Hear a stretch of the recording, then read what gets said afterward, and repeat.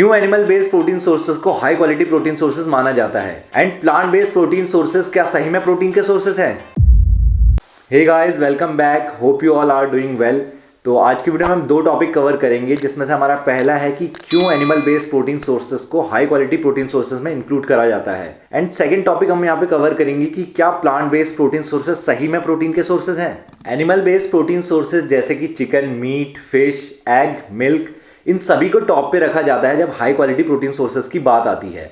And वहीं plant based protein sources जैसे दाल, peanuts and other nuts, seeds, इन सभी को नहीं किया जाता एक्सेप्ट सोया।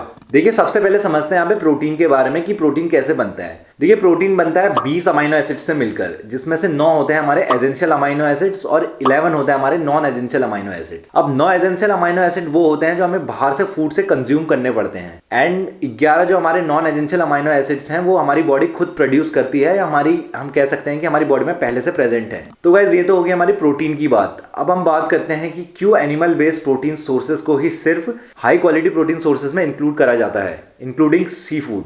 देखिए, हाई क्वालिटी प्रोटीन सोर्सेज को पता लगाने के लिए हमें दो चीज़ें देखनी पड़ती हैं, या फिर हम कह सकते हैं हमें दो कंडीशन पूरी करनी होती हैं, जिसमें से पहला है हमारी की कंप्लीट अमीनो एसिड प्रोफाइल। मतलब कि हमें ये देखना पड़ता है कि जो हम प्रोटीन सोर्सेज ले रहे हैं कि उसमें 9 के 9 एसेंशियल अमीनो एसिड हमें राइट प्रोपोर्शन में मिल रहे हैं या नहीं। दूसरा यहाँ पे होता है कि प्रोटीन की बायो अवेबिलिटी ऑफ प्रोटीन मतलब होता है कि जब प्रोटीन सोर्स की एब्जॉर्ब होने की क्षमता और डाइजेस्ट होने की क्षमता, जितना हाई बायोअवेलेबल आपका प्रोटीन सोर्स होगा उतना ही इजी टू डाइजेस्ट और एब्जॉर्ब होगा। एंड यस, मोस्टली सभी एनिमल बेस्ड प्रोटीन सोर्सेज हमारे ऊपर के दो कंडीशन हैं जो उन्हें फुलफिल करती हैं, जैसा कि कंप्लीट अमीनो एसिड प्रोफाइल और हाईली बायोअवेलेबल प्रोटीन सोर्स। इसीलिए एनिमल बेस्ड प्रोटीन सोर्सेज को हाई क्वालिटी प्रोटीन सोर्स माना जाता है।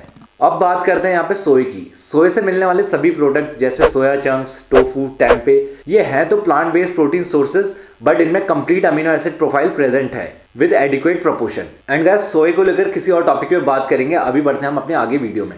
अब यहाँ पे हम अपने दूसरे टॉपिक के बारे में बात करते हैं, जो कि है क्या है हमारे प्लांट बेस्ड प्रोटीन सोर्सेज सही में प्रोटीन के सोर्सेज हैं। तो देखिए, इसका आंसर है नहीं। देखिए, जितने भी हमारे प्लांट बेस्ड प्रोटीन सोर्सेज हैं जैसे कि दाल, पीनट्स, सभी टाइप के नट्स और सीड्स, ये सभी हमारे प्रोटीन के सोर्सेज हैं ही नहीं। ये हमारी मेनली कार्ब्स के सोर्सेज हैं या फिर फैट के सोर्सेज हैं, जिसमें हमारा मिनिमल अमाउंट में प्रोटीन है या फिर लिमिटेड अमाउंट में हम प्रोटीन है कह सकते हैं। इसे हम एग्जाम्पल की हेल्प से समझते हैं। यहाँ पे हम लेते हैं काले चने का एग्जाम्पल, जो कि हमारे पास है 100 ग्राम काले चने में आपको मिलता है 20 gram of protein, 63 grams of carbs and 6 gram of fat and 12 gram of dietary fibre. तो इसमें आपको देखना है कि किस मैक्रो की क्वांटिटी ज्यादा लग रही है। ऑफ कोर्स कार्ब्स की।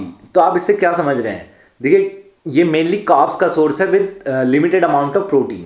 सेकंड एग्जांपल की बात करें तो यहाँ पे है हमारे पास 100 ग्राम ऑफ पीनट्स, जिसपे 25 ग्राम ऑफ प्रोटीन है, 16 ग्राम ऑफ कार्ब्स हैं एंड 49 ग्राम ऑफ फैट है। तो आप इसे क्या कहोगे? आप ये कहोगे कि ये फैट का सोर्स है विद लिमिटेड प्रोटीन और मिनिमल प्रोटीन।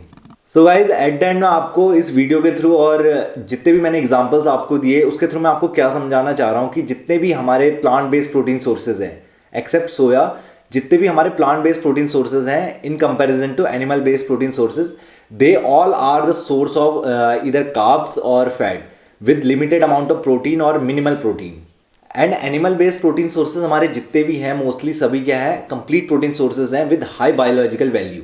एंड एक बात और क्लियर कर दूं गाइस कि मैं यहाँ पे कहीं भी ये स्टेटमेंट नहीं दे रहा, या फिर मैं कहीं भी वीडियो में ये नहीं कहना चाह रहा कि वेजिटेरियंस और वीगन्स जो हैं वो उन्हें डिफ़िकल्ट होता है या फिर उनके लिए पॉसिबल नहीं है एक अच्छी फिजिक बिल्ड कर पाना, जिसके बारे में हम डिटेल में किसी और वीडियो में बात करेंगे। तो गाइज, यही थी आज की वीडियो। आई होप कि जो मैंने इन्फॉर्मेशन आपको वीडियो में दी वो आपको पसंद आई होगी। अगर पसंद आई है तो अपने दोस्तों के साथ शेयर कीजिए। एंड मैं मिलता हूँ आपको किसी और नेक्स्ट वीडियो में। तब तक के लिए till then bye bye and keep lifting.